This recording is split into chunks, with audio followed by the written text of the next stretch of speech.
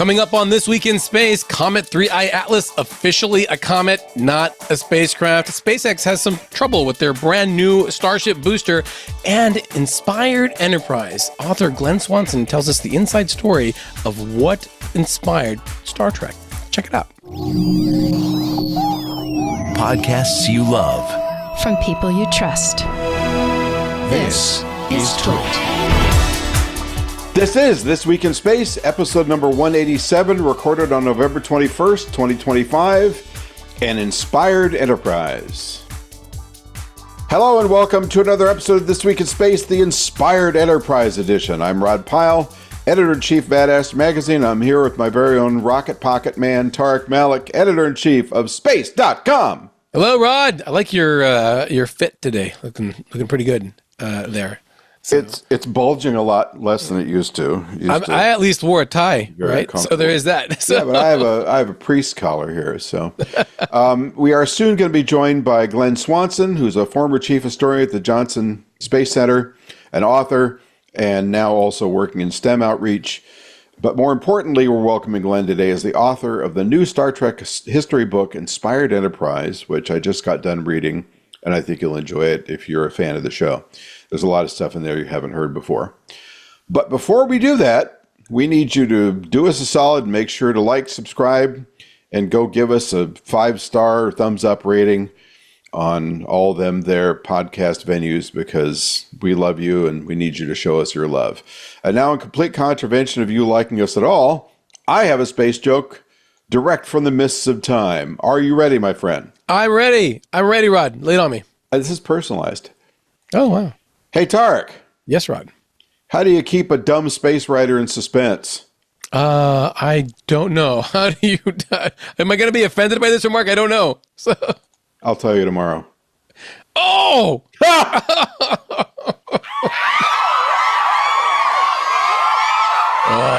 So frustrating. A Beatles moment. Now, I've heard some people want to suspend us indefinitely when it's joke time in this show, but you can help by sending us your best, worst, or most indifferent space joke to us at twit@twit.tv.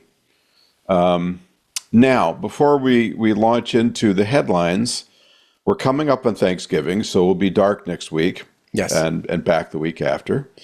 But Tarek, what are you grateful for in Space 2025? Well, it's been a bit of a stressful year, I think I can say in general. So I'm going to say that I'm very grateful for the diversion of Comet 3I Atlas that we've had all year round. Since its discovery in the summer, from is it an alien spaceship to is it going to survive the swing past the sun to December 19th close approach. I've loved everyone getting so gaga over it. Even Kim Kardashian mentioned it. That's pretty exciting. Boy, that's a high bar, isn't it? I'm just saying, that it's beyond just the space nerds when a Kardashian is talking about it. Well, I think if the Kardashians and Joe Rogan are talking about it, we have Avi Loeb to thank for that one way or the other. Most people aren't saying thank you to him, but there you go. Well, I think my high point has to be the second flight of the new Glen. It's worked well both times on its two maiden flights, and if you can have two maiden flights, and landed on the seagoing barge on the second one. So I think they're on their way. SpaceX has some real competition coming, and it's nice to see Blue Origin starting to have things coming out of the back end of their factory after all that stuff went in the front end of their factory. So we're very happy to see that, and they're already planning an update. We'll speak. I was going to say, you see, they announced the super heavy version of it, so it's going to be pretty exciting to see. Yeah, but I believe that's in our headline news section. Is it? I don't know. I think so. No. Well, but to discover what's in our headline news section, let's go to headline news. Headline news. Getting better at it. So, Comet 3I Atlas just keeps giving. Yeah, I kind of headlines and new imaginary passes on it, and by golly, we now have some new images that don't look like a spaceship. How about that? I kind of let the cat out of the bag in my what I'm thankful for, but this was why it was really kind of front of mind for me. But at long last, NASA has finally had their big press conference this week about Comet 3I Atlas. I keep wanting to say 3IA Atlas, but it's just 3I Atlas, and it's the third interstellar comet that we've seen come through the solar system. And for the last month or so, we haven't been able to get any information from NASA about what they found in October when it made its pass by Mars and close approach to the sun. So we got all of that. NASA says pretty definitively it does not look like a spacecraft. It looks like a comet. It acts like a comet. Let's just accept that it's a comet and see what we can learn about this alien dust from a star system beyond our own. But we got amazing new images from not just a spacecraft at Mars, but the Psyche spacecraft, some solar spacecraft, Parker Solar Probe, I think was one of them. So they have all of these pictures from across the solar system and from different angles too, that really give them different views of what this comet is like. And it just might be one of the most observed simultaneous comets from space of all time because of this. It's the way that it's been coming in. And hopefully this NASA press conference, which was a couple days ago as we're recording this, will put to bed a lot of like the conspiracy theorists who say that NASA has been trying to hide this information because there was some sort of alien discovery in it. Cover up! They didn't announce it because all of it happened during a shutdown. And so they couldn't say anything about it. And that was like the big story in October. It was that they were being accused of hiding something what they found. Now they laid it all out there. You can download the images, see everything up close. Not a spaceship, definitely a comet. Still very, very cool. And mark your calendars, December 19th. It will be its closest to the Earth, which is going to be our best time to see it. But it is on the other side of the solar system, so it's pretty far away.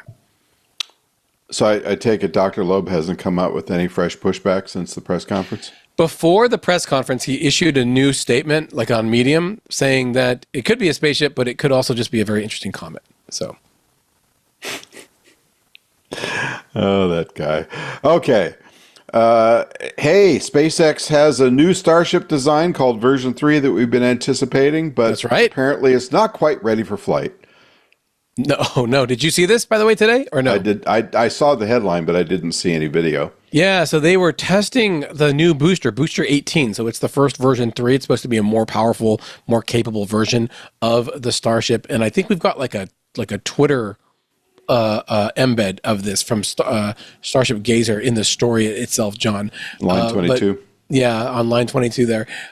Because something happened during the tests, and there was like a depressurization event or something, but there is very clear damage to this vehicle. If you got to scroll all the way down and expand the embed in there, John, a little bit more. I think right there, if you do the see more, you can see that there's this huge kind of buckling in the bottom half of the booster. And there is video, I think from Lab Padre on X, that you can actually see the real-time event of when this happened. It looked like a little bit of a mini explosion, but it clearly wasn't that because it's not blown apart. It looks like it just kind of like crumpled, which, could be a failure of their pressurization. When it's not fueled, you need to have the tanks pressurized because they're so huge. Something might have happened on that, or maybe just the size of it. It just couldn't stand up while it was being moved around. Not a good sign, though, Rod, for this first version of what's supposed to be the one that goes to the moon, the version 3. So, and they have to get this, under control in order to make their next launches. And this comes at a time where SpaceX already, there was a memo that was reported on this week, is saying outright they're not going to be ready for a 2027 flight to the moon. 2028 is probably going to be it at the earliest right now. So, that goal line keeps getting farther away as these happen. Meanwhile, like we were talking about, Blue Origin announced plans to scale up their New Glenn rocket to have even more engines on both first and upper stages to make it more capable as well as reusable.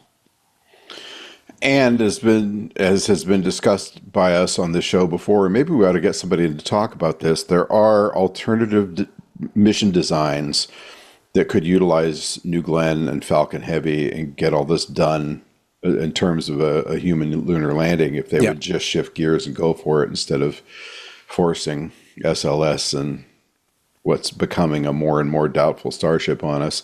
Although we'll probably get some mail for that. But really, guys, you're years and years and years behind. Elon could afford to do this faster, so get with the program. All right. I'm just going to read this as you wrote it, Tarek. This is your headline. Are you ready? Uranus is so bright. Oh, pull him up. The planet Uranus. Oh! Uranus. Pronounce it okay. Uranus. All right, I was off there. Uranus is I don't apologize. I will never apologize for a Uranus joke, ever. Hey, if there's anything, I put in the little smiley face with the sunglasses in there for your Tarek. So. Aw. Today is a very special day. Uranus is at opposition, which means that Uranus is the brightest in the sky that it's ever been for the year, and that it's going to be because it's directly opposite the sun as on the side of the sun from us. So this is a really great time to go and try and find it, usually with a telescope because it's kind of hard to see. But it's off in the eastern sky just after sunset tonight.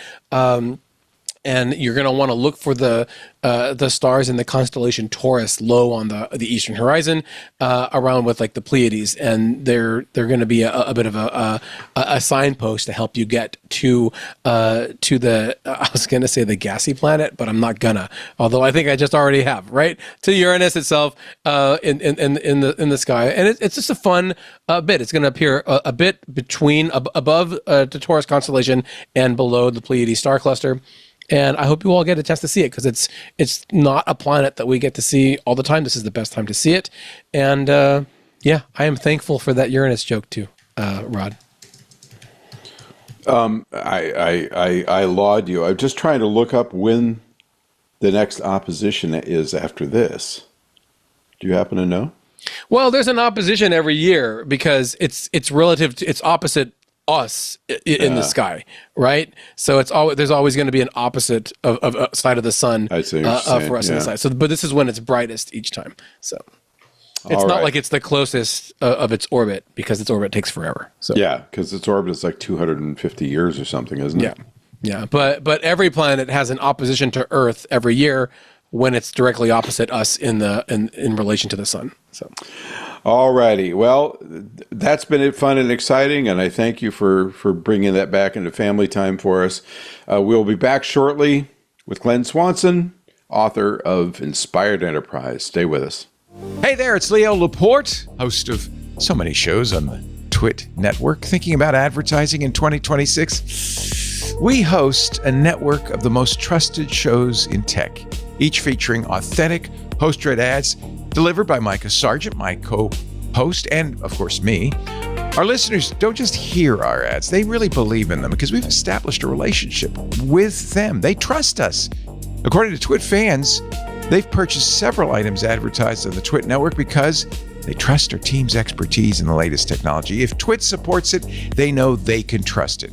In fact, 88% of our audience has made a purchase because of a Twit ad. Over 90% help make IT and tech buying decisions at their companies.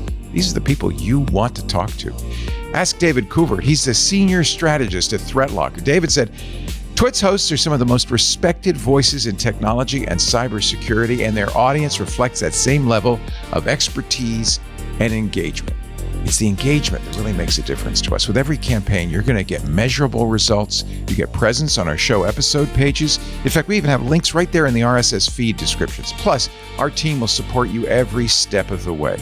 So, if you're ready to reach the most influential audience in tech, email us, partner@twit.tv, or head to twit.tv/advertise. I'm looking forward to telling our qualified audience about your great product. And we are back with the one, the only, Commodore Glen Swanson. Glen, thanks for joining us today. How are you?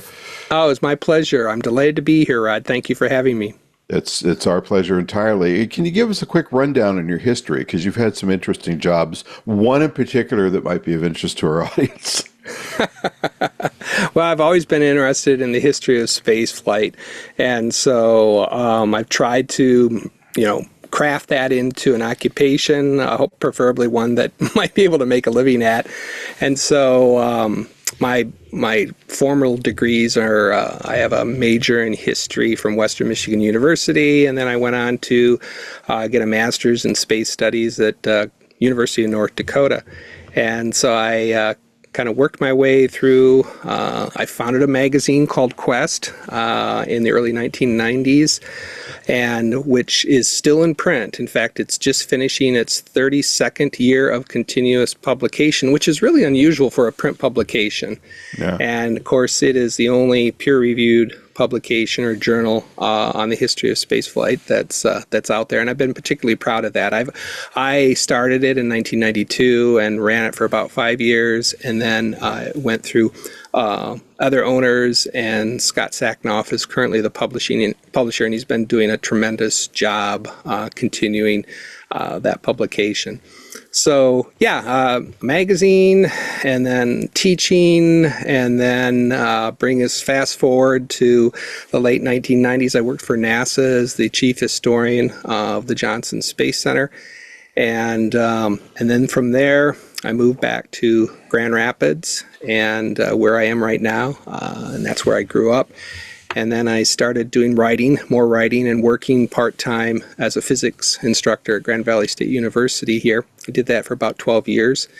And then around the pandemic, I started writing, which a lot of us did, to occupy my time, and started working on this book, which I'm going to be talking about here, Inspired Enterprise. So that's kind of it in a nutshell. I was born in 1963, so there's a lot of years in there. But yeah, that's kind of my background, and it's always had interest in the history of science and technology, and spaceflight in particular. He's a young man, Tarek. Well, I was going to say, judging by his background, I guess he might have an interest in science fiction and Star Trek. Oh yeah, that's always that's always in the background there. Oh yeah, Star Trek has always motivated me into my profession, which a lot of people it has, and I'm still a big fan of the genre of science fiction in general, as well as Star Trek. Have you ever attended the Grand Rapids Symphony? Yes, I have. The maestro's an old friend of the family. Just wondered. Oh, excellent. Past maestro, David Lockington. Okay. But that aside, I'd like to ask you if you could start, as you did with the book, talking about a little bit, and I know this could be an episode in itself, just this question, but just a little bit about Gene Roddenberry, how he came to Star Trek, and what his inspirations were. Ooh, let's say the name of the book real quick. So that that'd be a good idea, wouldn't it? Inspired Enterprise. Yes. With the subtitle of how NASA, the Smithsonian, and the aerospace community helped launch Star Trek. And that's important because the book, there's a lot of books that have written about how Star Trek has influenced other individuals, including yourself or the group here. Listeners, a lot of people may have been inspired to pursue professions as a result of watching either the original series or the many spin-offs that have followed. But not a lot has been written about what inspired Star Trek. What were the agencies and entities, individuals that inspired Gene Roddenberry, as well as the other producers, directors that were gathered around Roddenberry to create the show. And I touch on that quite a bit because my book covers the period basically 1966 to 1976. And I think that's an important period of time, of course, because it's covering the creation of Star Trek and then its second life as a syndicated phenomenon that just kind of broke all records. But Gene Roddenberry, getting back to your question, of course, many of your listeners probably are familiar with him. He grew up in Texas. That's where he was originally from. And then his father was a police officer, worked, and then they moved to California, which is where Gene Roddenberry then went to school. He worked for the Los Angeles Police Department with his influence with his father. and then wrote on the side. He started writing on the side as well. And then I should say probably prior to that, he was in the military. He was an Air Force pilot, which comes into play significantly in his influence to showing in the series itself, as well as the individuals that he gathered around him. He was a B-17 pilot. Flew missions, and then also he became a pilot for Pan Am after the war as well. So he could talk the talk, which was an important thing that I found in researching the book. That opened up doors that I think would have been more difficult to crack if there was any other showrunner trying to start a show, especially in the 1960s, a serious show about science fiction, and that helped an awful lot. Sorry, Tarek, I know you were going to go next, but I just do have a quick question. You might have been born a little late for it, at least in first run, but I'm guessing you never had a strong motivation to write inspired Lost in Space, which was the competition for Star Trek at the time. Is that question to me or? Yeah. Oh, yeah. That's you. Yeah. Well, I do have to confess, to give credit to Lost in Space. I grew up on Lost in Space. Being in 1963, I was pretty young. And Lost in Space was shown during the family hour. It was shown earlier than Star Trek. Star Trek, when it first started on Thursday evening, started at 8:30. And okay, you can do the math. 1966, I was 3 years old. That's pretty young to stay up that late, especially in the 1960s. So I wasn't able to stay up to watch Star Trek. But I do remember watching Lost in Space as a young kid and being captivated by it, at least the first season with the black and white episodes. Right. And it was my mother who later on introduced me to someone called Mr. Spock. He says, "Have you ever heard about Mr. Spock?" And I said, no, because, I didn't catch it when it's first run, because it showed at 8:30 on Thursdays, then it moved to Friday nights, you remember, which was even more of a death knell for the show, because a lot of the demographics, of the people who watched it went out that night, the young people that watched it. And then finally it moved to 10 o'clock Friday night. And so there's just no way that I could watch it while it was originally aired. But I picked it up in syndication. So I was a syndication kid. But I gave Lost in Space credit for certainly capturing my attention when I was really, really young. And of course, during syndication in the 70s, I was older, more mature, understood Star Trek and the quality of the writers that were present in that. And so there was no turning back. So no, in researching and writing the book Inspired Enterprise, I haven't found a lot of people who were inspired by Lost in Space. but Lost in Space was definitely a different type of show.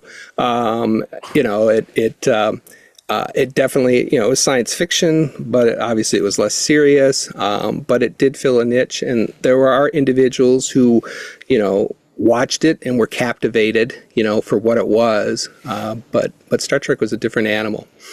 You're right. And with Irwin Allen, typically Lost in Space, Voyage to the Bottom of the Sea, and others, the first season in black and white was the only watchable one, because after that you got things like The Carrot Man. Land of the Giants. Yes, but... Right? Yes. For now, Time Tunnel and, all of those. Oh, yes. Land of the Giants. And I remember watching those again in syndication, but just not being as drawn to them as Star Trek. They were fun, and of course, when you're watching network television, even the syndication, you're forced to see you have a limited number of shows. And so when they were on, I would catch them. They were definitely more interesting than other fare, but not the same as Star Trek. All right. Well, let's inspire ourselves by running to a quick break, and we'll be right back. So stand by. Hey, everybody, it's Leo Laporte. You know about Mac Break Weekly, right? You don't? Oh, if you're a Macintosh fan or you just want to keep up what's going on with Apple, this is the show for you. Every Tuesday, Andy Anako, Alex Lindsay, Jason Snell, and I get together and talk about the week's Apple news.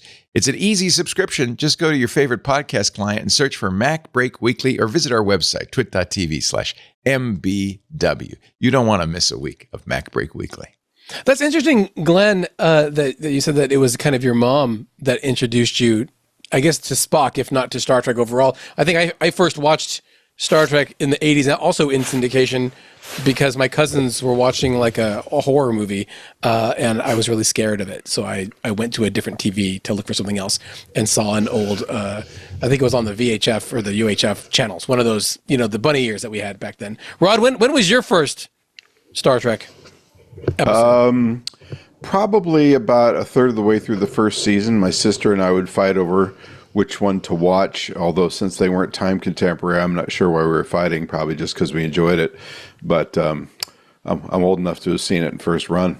Yeah, and Glenn, you said that you were really drawn to the inspiration of the show, and how it led to. And I was really surprised because when I think of space and Star Trek kind of colliding, perhaps like maybe a lot of folks, before they read your book, I would lead to, the Enterprise space shuttle, and the big reveal for that and how the crew came out for it and the big naming campaign. Hey, that's great.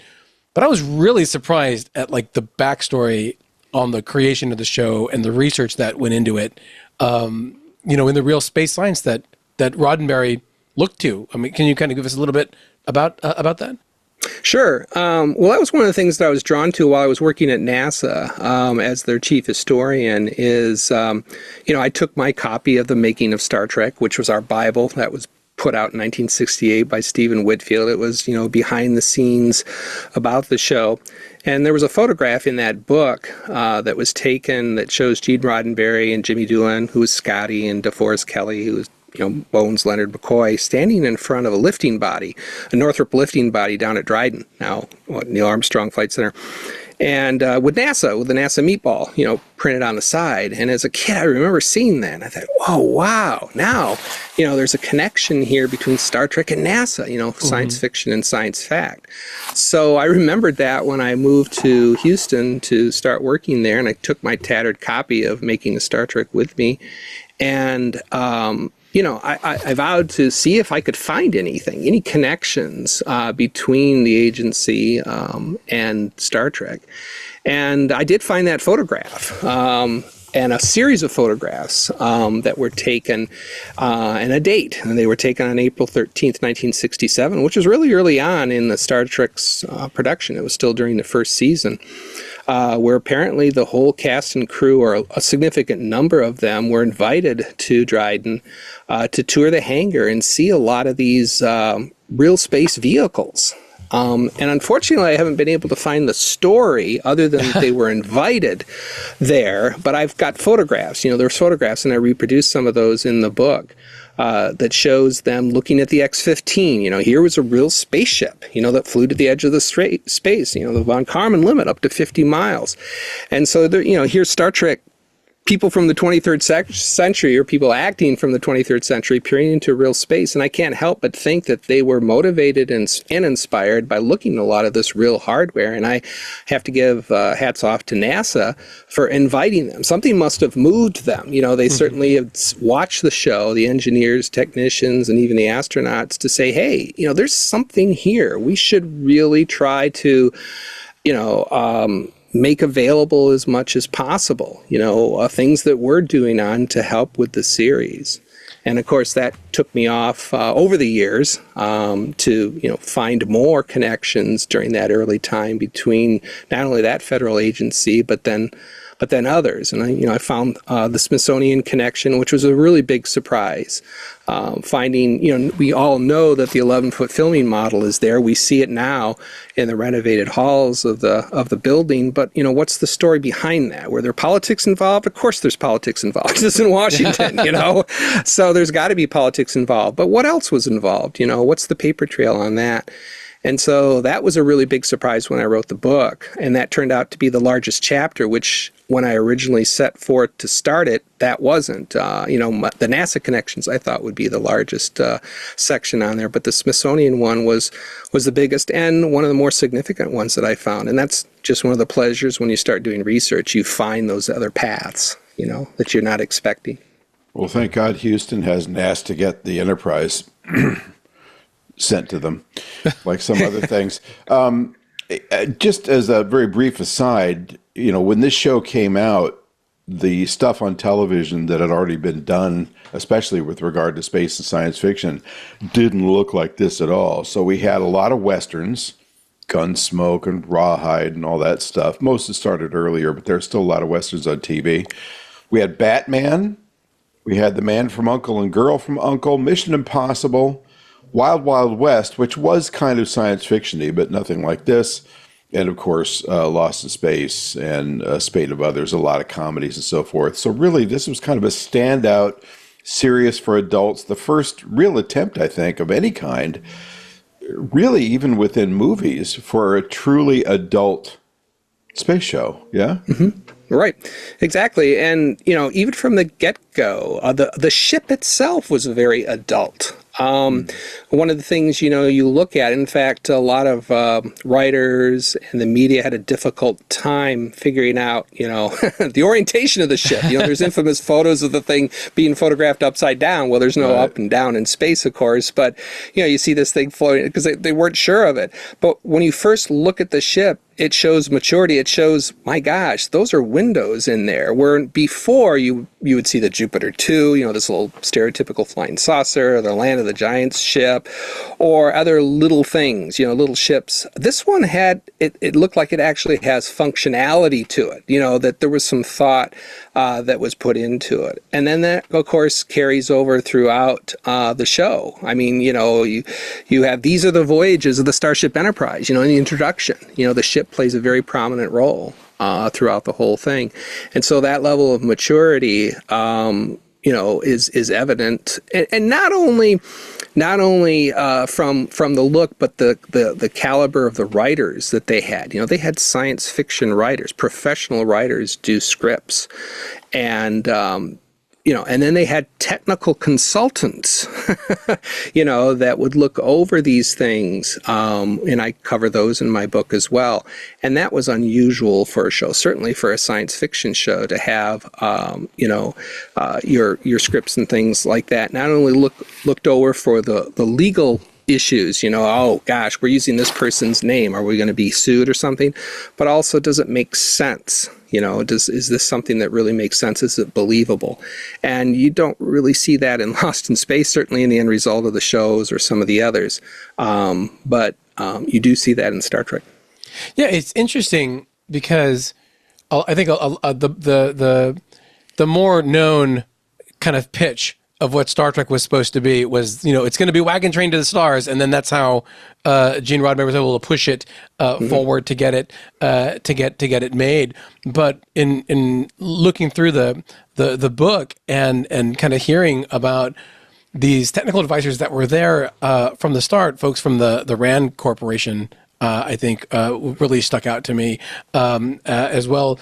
That there was that concept of having a higher brow than like a space western to begin with, to really do something different. And I'm just curious why you feel in your research that was really important to Gene Roddenberry, and then I guess to the showrunners overall, to kind of paint like this science fiction story with that gravitas of real space science.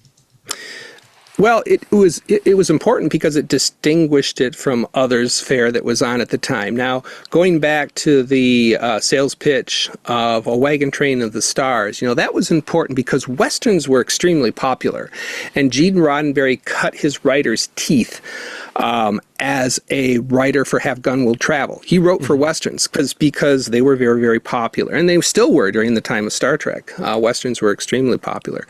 And so he realized that in order to try to get attention for his show from producers to executives to consider funding it, is to take this slant, have it be this Wagon Train to the Stars, but be a science fiction show.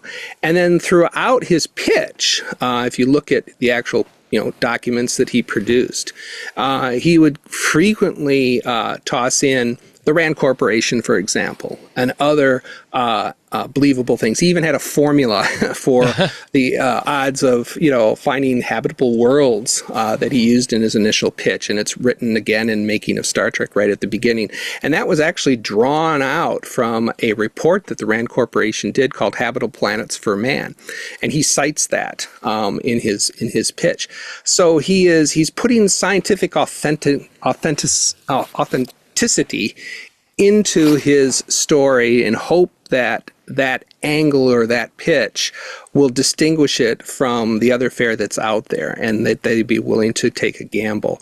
And fortunately, they did. Well, recall that the initial pilot, the cage, they thought that it was too cerebral. Remember, that's a common phrase that was floated around, that it would be too far over people's heads, the viewers' heads. It was an excellent, pilot. It really was done really, really well. But of course, then they agreed to do a second pilot where no man has gone before. And unlike, the mythos that Gene Roddenberry pitches that this was the first network to, have a second pilot. No, that's not true. But it makes good copy, and that's always important when you're trying to sell a show. But Where No Man Has Gone did sell it, the second one. But yeah, that was important, and it's carried out throughout the show as he's putting these things together. And part of that is due to the proximity of Hollywood, Desilu Studios, to the aerospace industry as a whole. In the research that I did and with my NASA connections during the 1960s when Star Trek was created, 70% of the U.S.'s aerospace might was located in the state of California. Now, that's not hard to believe, okay? Because, again, the 1960s, we had the Apollo program, Mercury, Gemini. We were going to the moon, meeting Kennedy's goal by 1969. So there's definite overlap. But yeah, there's a lot of aerospace presence in California, and 25 of the largest aerospace companies were located right in the greater Los Angeles area. I mean, you can still see remnants of that today. So Hollywood, Desilu Studios, Gene Roddenberry could literally walk across the street and tap into some of this resources that are there to apply it. And again, his pilot expertise, he could talk the talk with a lot of the engineers, gave him a little bit of an edge that allowed him access to these things. And we see that. We see that in the show. You'll see that in my book. I have a whole chapter about the aerospace industry's influence on the series, as well as NASA's influence on the series. I mean, NASA even had a head of West Coast operations in the 1960s. I found correspondence. They set up an office because they had so many contracts going on in Southern California that they set up an office where NASA actually had a branch there to, and Gene Roddenberry tapped into that. There was a lot of, Wes Orzinski, I think, was the contact. He was the NASA rep that was in Southern California at the time. And there's just streams of correspondence that I found in the Gene Roddenberry papers between them and, the studio, saying, what can we do? What can we help you with? What do you need? We're available. All right. Well, we're going to head over to our West Coast contract office to go ahead and go to a break. So go nowhere. Hey, everybody. Leo Laporte here, and I'm going to bug you one more time to join Club Twit. If you're not already a member, I want to encourage you to support what we do here at Twit. 25% of our operating costs comes from membership in the club. That's a huge portion, and it's growing all the time. That means we can do more. We can have more fun. You get a lot of benefits, ad-free versions of all the shows. You get access to the Club Twit Discord and special programming like the keynotes from Apple and Google and Microsoft and others that we don't stream otherwise in public. Please join the club. If you haven't done it yet, we'd love to have you. Find out more at twit.tv/clubtwit. And thank you so much. So you write quite a bit in the book, Glenn, about the models of both the Enterprise and the Klingon D7 battlecruiser, which, as people who watch the show with any regularity know, that I like to harp about the fact that I worked on Deep Space Nine for 3 years in the effects department. And one of the things that I was gifted, I didn't take it on my own when I left, was I guess it was about 2.5 feet long D7 battlecruiser that had battle damage on it to the point that it was barely recognizable. But it's still a photograph show Klingon battlecruiser. But that aside, he was gifted. It was. It actually was gifted. I mean, other people were gifted bigger things than that, but I was not the high man. I'm pretty sure that's Rod speak. For the door was open, no one was looking. No, and it was actually closing times. handed to me by Gary Hutzel, who was the effects supervisor at that point on Deep Space and had also done all of Next Gen. He left with some better things than I did, however. But that's not what's important. What's important here is that AMT came out with a model of the Enterprise, which, for those of us who assembled the first version of it, didn't fit together very well. And then later with the Klingon battlecruiser, and I think a couple others. But those did a lot to push the show, didn't they? Oh yeah. They that's actually the second largest chapter in my book, other than the Smithsonian, is the AMT chapter, because I kept finding more and more connections with it, and that was in part because I'm from Grand Rapids, Michigan, West Michigan, and anything related to Michigan history I'm fascinated with. And AMT, Aluminum Model Toys Corporation, was started in Troy, Michigan, on the east side of the state. And so I was, naturally drawn to it just because of the connections to my home state.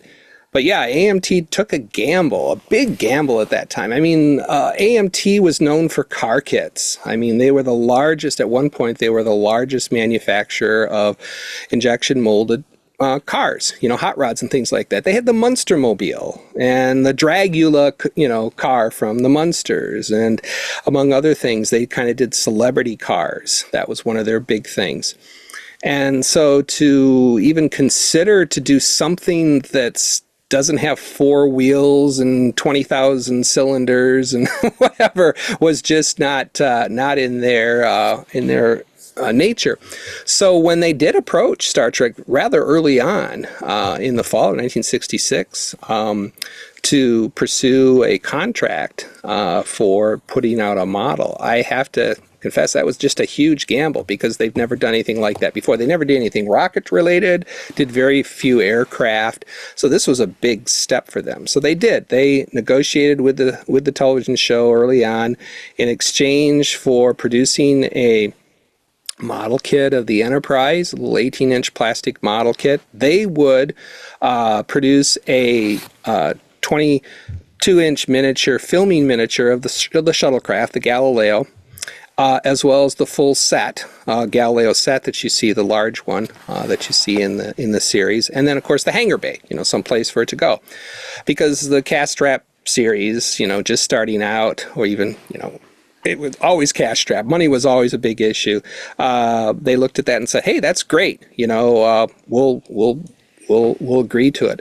And so AMT signed a contract in the fall of '66. Just after the series started, that they would do this model, and the early advertising that they had for it, just to show your listeners how hesitant they were about what the Star Trek stuff was all about, or even if it would go beyond maybe 8 episodes, because it's possible that the show could have been canceled before the first season is done. That's typical in television. Yeah. It could have just disappeared. It might not have been picked up for the rest of the season. That was a big turning point. It always is when you're doing new shows. So they started advertising in the fall for very different trade shows this spaceship model. They called it a spaceship, and they showed a picture of the Enterprise. They didn't even connect it to Star Trek. It was just spaceship, one of the first ads with a number next to it and a price for the dealers. It was $1.50. You could buy this thing for $1.50. So they took a tremendous gamble, and as we all know, the gamble paid off, because as the series progressed, even during the first season, that model kit became a record breaker, not only for AMT, but for the industry as a whole. That kit sold over 1 million copies in less than the first year of production. And I've heard that rumor prior to going into research that was the case, and I was hesitant to believe it until I started finding documentation to the effect. And yes, they produced over 1 million kits and sold over 1 million kits of that thing, because the model kit came out in the summer of '67. Okay, so there was enough time for the series. It started in September of '66 and ran through June of '67, and the model kits came out about that time, and they just flew off the store shelves. So they struck gold. That kit was extremely popular. And because of the popularity of that, they reasoned, let's do another kit. And so the Klingon ship was negotiated. They wanted to do a bad guys ship. And so the Klingon ship was negotiated in the fall of '67, and then that model kit came out in '68. And of course, there was a connection to that too, to the original series, because the series, especially during the third season, which is what we're talking about now, didn't have they had even less money than they did during the first season, and it shows in some of the episodes. They said, well, in exchange for introducing the ship, the Klingon ship, because the Klingons were introduced prior to the third season as a bad people, as the enemy of the Federation, but nobody knew what their ship looked like because they couldn't afford to do a ship of it.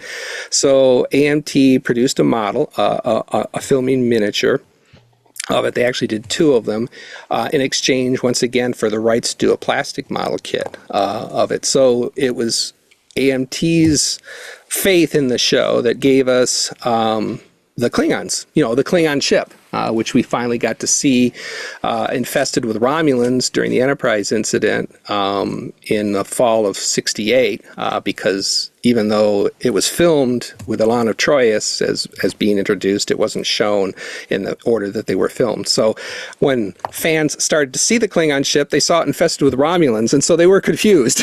And it wasn't until later episodes that it finally was clear that, yeah, definitely was a Klingon ship, and it can be infested with Klingons. So yeah, we owe quite a bit to AMT Corporation in helping to carry on interest in Star Trek, because the model kits were so interested to people who bought them.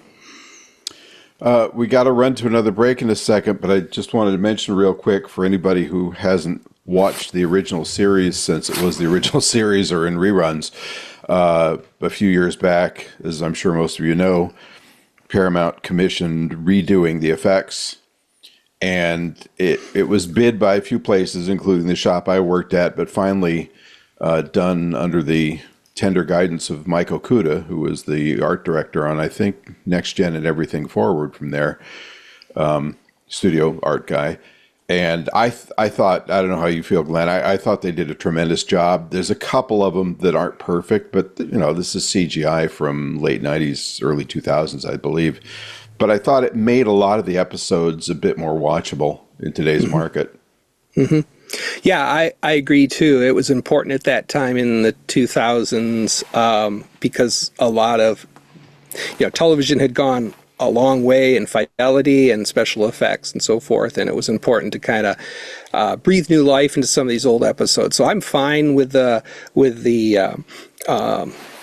new ships that they incorporated into that and the effects that they did. But I'm, of course, my heart goes to the original series and the original effects that are on there. But you can switch between them. I know DVDs, Blu-rays, you can still be able to watch the originals versus the newer effects.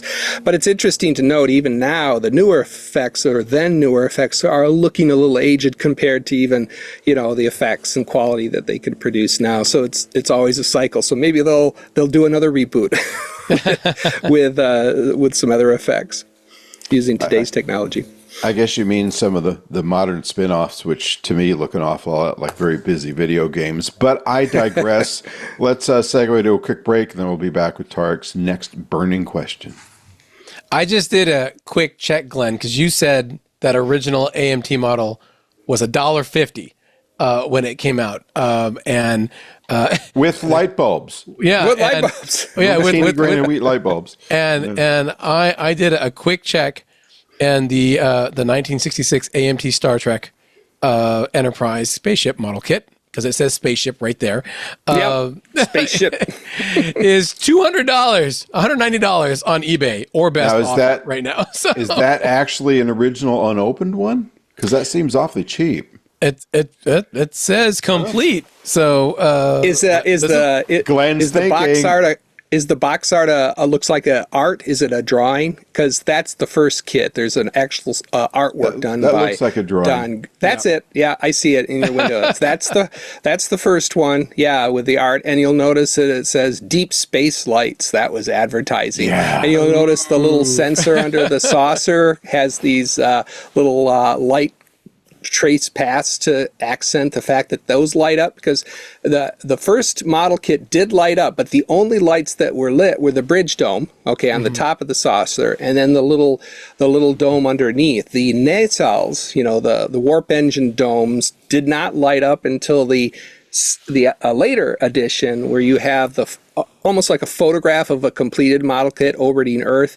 That one was the third or fourth version that came out that included the light up warp engines. An interesting note about those grain o wheat bulbs. I always thought it was grain o wheat bulbs, of wheat. It's grain o wheat. That's what they're called. Those things cost more than the model kit because they were imported from Japan at the time. The little wires, the bulbs, and then the little metal contacts. Those were all in a little package, a little packet, imported from Japan, and those cost more than the kit, and so that later on had an effect for AMT's decision to stop offering them because they actually sent letters out to people, and I got a copy of that letter saying that, the darn bulbs cost more than the model kit, so we've got to stop producing them.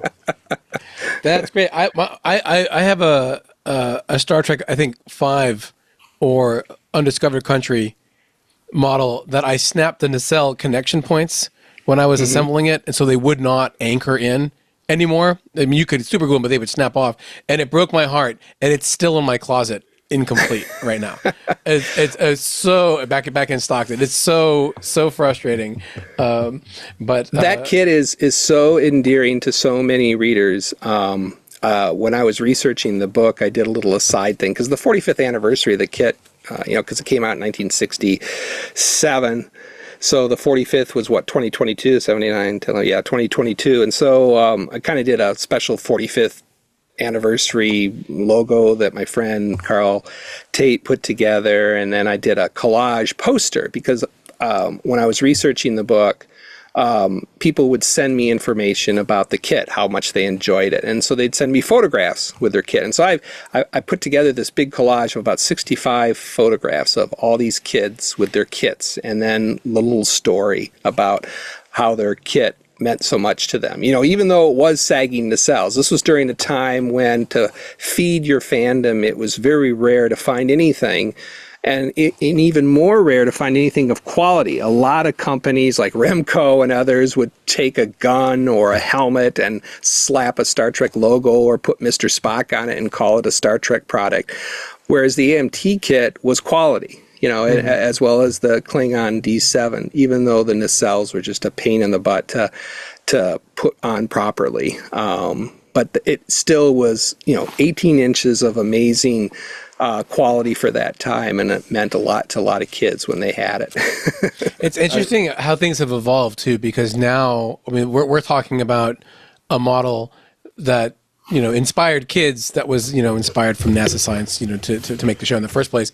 In the 60s, that $1.50 just to get your fix, and I think last week or 2 weeks ago we got the latest Star Trek model, which is the Next Generation Enterprise from Lego, and it's $450, and it has a typo in it too, where instead of boldly go, it says boldy go. Boldly go. Oh wow! Well, at least it doesn't say baldly go, which would refer to William Shatner. I resemble that remark. So, well, I can beat that. As let regular listeners know, I had an encounter with the 1701 miniature, which was 8 feet long, and that was $180,000 in 1978. Oh my gosh! Ooh, I am so envious of you. When did you see it, Rod? What year did you see it? We actually went to Pacoima, which is where Paramount stored all their stuff, and uncrated it and brought it down to the studio to shoot. It was either a book cover or a calendar in 1993. Okay. But it was before it was repainted. And sorry for regular listeners, you've heard this before, but it was just exquisite. So I walked in on a hot summer afternoon. I walk into the stage. Gary already had it set up and lit. And it was like it just sucked the air out of the room to see this thing. And no matter how close you got, the detail never fell apart, to the point that when you're lying under the saucer, as you moved the viewfinder down, these little, it had this pearlescent grainy paint on it that would kind of pop as you move the camera. I mean, as you saw in the first movie. So it was just an amazing ship. I did want to ask about some of the movie influences on Roddenberry, which kind of surprised me. Primary of which is Robinson Crusoe on Mars, which as a kid I thought was one of the best things ever going, and I still think it's better than most people do. But it's interesting that popped up as an influence, and that I guess because of that, he at one point Roddenberry actually considered Paul Mantee as the captain, and I think he would have made a pretty good captain. Yeah, he was on the short list. There's a document in the Roddenberry archives at UCLA, which, by the way, for your listeners, it's a wonderful resource that folks can go and visit. There's a huge collection of papers, from Gene Roddenberry that they donated, and it's accessible to the public. You just, like most archives, make an appointment. But I made numerous trips there to go through that. And in there is a copy of a memo that Bob Justman and Gene Roddenberry wrote early on in 1964 when they were working on the original pilot and listing the possibilities for the captain, who to play it. And Paul Mantee was one of them that was listed among them. And then, of course, there was other correspondence in there about how he was interested in Robinson Crusoe on Mars. And there's a lot of connections in there. I mean, a lot of your readers might know that Forbidden Planet also was a big influence, on the show. The Krell, the appearance of the doorways, there's just a lot in that movie, packed into that movie that influenced. Of course, that was much earlier than Robinson Crusoe. Robinson Crusoe was about 1964. It came out right about the time when Roddenberry was working on the first pilot. And so he actually ordered a copy of it. There's a memo saying, hey, I want to show this to everyone in my group here. Please order a copy of it so that we can have an in-house viewing of the show. There's some good stuff here. And there is. It's if your listeners haven't seen it before, I highly recommend it. It's really good. There are things in it that there are stretches, but Byron Haskin, for example, directed that, and Byron Haskin was an assistant director on the first pilot that Gene Roddenberry did, and he and By didn't get together that well.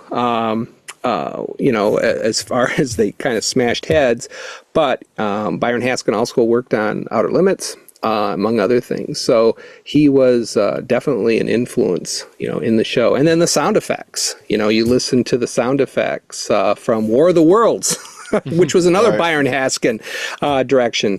When the Martian rays are firing, if you listen to that, well, that's the phasers firing, the disintegrator rays, the ones that fire at the wingtips, that foom, foom, foom. That effect. Rays, they called them. The skeleton rays. There you go. That's sort of like a Wilhelm scream. It's been used iconic in many things, and that was carried over into Robinson Crusoe on Mars, and then obviously into Star Trek as well. And there's other connections too. I think one of the people that worked on the music for Robinson Crusoe on Mars was also involved with Star Trek, and you'll read more about that in my book. But yeah, there's influences in there. Oh, the other thing too is what's his name? The one that played opposite Paul Mantee, the one that played Friday. Victor London. Victor London. He was the Rod first. knows these names. I got to give credit to Victor London. He was the first screen scene Klingon. Okay. I in saw Star you Trek. mention that. I never made that connection. And there was just recently a friend of mine, Bill Kobiak, posted a clip showing him again, which I've never seen, and it just verifies that that's him. He's there. He's waiting to enter the room with the Organians. Okay, remember that episode? Where he comes in and is there. Well, he was the first screen scene Klingon. So you've got another Robinson Crusoe on Mars connection. In his Russian sailor's tunic, right? Right.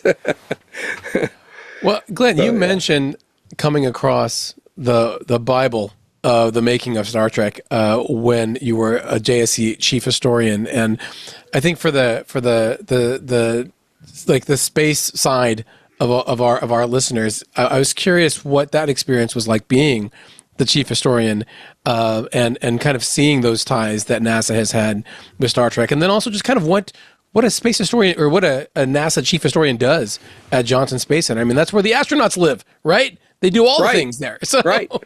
Yeah, the Johnson Space Center is, their charter is human space flight. And so that's the main thing that they do. And when I got the position out there, I came in mainly under George Abbey, who was the acting director at that time, and he had started up a program to capture oral histories. A lot of people that worked on the Apollo program, at the peak of the Apollo program, there was about 500,000 people that were involved.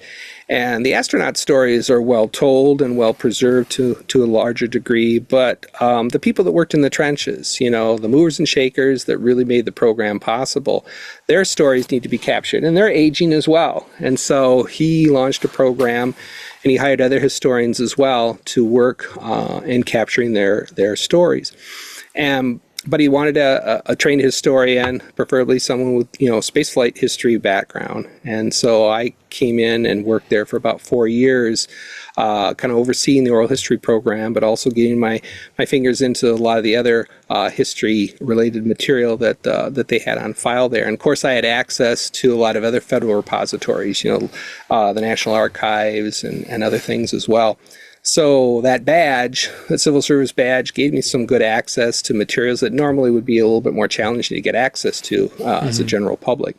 And so I started finding material. And one of the things that I found, and I carried my copy of Making a Star Trek with me, when I moved down to Houston, is I found a report that they had on file that was a collection of papers that were presented in 1959, 1960. It was a symposium that NASA and the RAND Corporation put together about human spaceflight or manned spaceflight, space stations, unmanned space stations.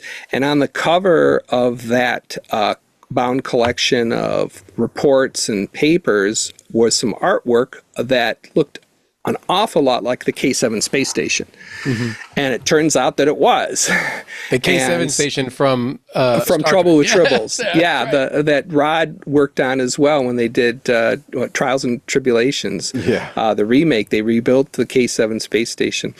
So that, that whet my appetite, just finding that. And I actually corresponded with Mike Okuda and my friend Dwayne Day, who ended up writing an article in the Space Review about that, finding and that material. That was in the early 2000s, I believe. And so that kind of launched, it got my curiosity going. What else could I find? What else might be related to NASA and Star Trek? And so that's really kind of what launched my, trying to find other things during the course of my work there. But I really enjoyed the work. It was a wonderful 4 years, working at JSC with all these other historians. I mean, there are other historians involved as well on the project, and they were wonderful people to work with. Yeah, I was really struck by that K-7 note. And John, it's on line 48. I think we have like a link where there's like a picture of it. But in the Space Review article that I had read that you had written about that, you can see the Douglas air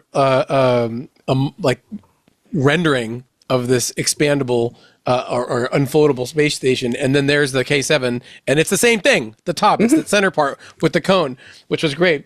And I have actually since spoken to astronauts who said they were inspired to become an astronaut because they watched Star Trek as kids, and we're here talking about how NASA and progenitors inspired Star Trek. It's like this big circle, which is interesting. Mae Jemison, of course, was on Next Generation. You had Terry Virts, Mike Fink on Enterprise. So Jose Hernandez too. That's right. Also attributes Star Trek to his decision to wanting to become an astronaut. Thank you for naming my hometown astronaut, by the way. Oh, really?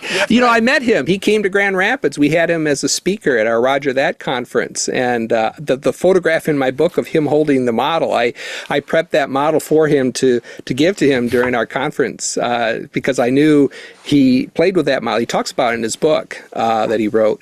About how that really inspired him to become an astronaut. And he actually talks about that when Chang Diaz, I think, was the interviewer when he became selected to be an astronaut. He talks about Star Trek and then watching Neil Armstrong land on the moon. Yeah. And there's a movie about him too. So. Well, let's get to the important part now. And John, if you can bring up line 54. I'm told, Glenn, that if you know where to write, you can get a signed copy of your book. You can. Yes. You can write me at my website address. I don't know if that's on there, just glenswanson.space, and it'll send me an email, and you can purchase a book from me just in time for Christmas, and I'll send it to you in a really cool mailer that's very attractive. It's got NASA Trek logo all around it, and then I'll throw in a bunch of freebie items too that, little bonus things. So yeah, feel free to contact me, and I'll send you a copy. I mean, you can still get it, of course, on Amazon, but you can't get it on signed copy, and you can't get all these freebie items. So feel free to reach out to me. I'll be happy to send you a copy. Let me know what you'd like to inscribe it to, and how many copies you want. The more the better. And Christmas is coming, and for Dad, if you're trying to find a book for dads of a certain age, this would be a good choice. And you also have a couple of other books coming out of your family in the near future.